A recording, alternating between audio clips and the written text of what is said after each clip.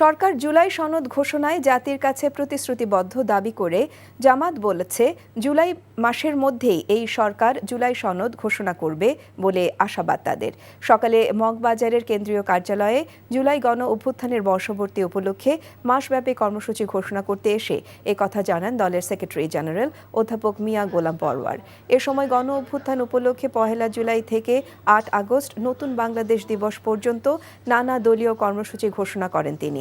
কর্মসূচির মধ্যে রয়েছে শহীদ আবু সাঈদ স্মরণে ১৬ জুলাই রংপুরে দোয়া ও আলোচনা সভা, ১৯ জুলাই ঘোষিত ৭ দফা বাস্তবায়নে সোহরাওয়ার্দী উদ্যানে জাতীয় সমাবেশ, ৫ আগস্ট গণমিছিল, ৬ থেকে ৮ আগস্ট সাংবাদিক ও সূচিদ্বন্দ্বের সাথে আলোচনা সভা। এই অভ্যুত্থানে যারা অসাধারণ অবদান রেখেছেন, যারা জীবন দিয়েছেন, রক্ত দিয়েছেন, আহত হয়েছেন, মেধা, শ্রম, চিন্তা, দেশে বিদেশে নারী, পুরুষ, শিশু, সকল শ্রেণী পেশার সব স্তরের মানুষের একটা সার্বজনীন আন্দোলনের মধ্য দিয়ে কিন্তু এই জাতির এই পরিবর্তনটা রাজনৈতিকভাবে ঘটেছে। আশা করি এই মাসব্যাপী কর্মসূচি এই জাতিকে আবার নতুন চেতনায়, জুলাইয়ের অভ্যুত্থানের চেতনাকে লালন করে এগিয়ে চলার জন্য আরো অনুপ্রাণিত করবে, আরো সংগঠিত করবে। বান্ডেল থাকলে প্রতি সেনমানিতে টাকা বাঁচবে। বিকাশ সেনমানি বান্ডেল কিনে জিতুন প্রতি লেনদেনে।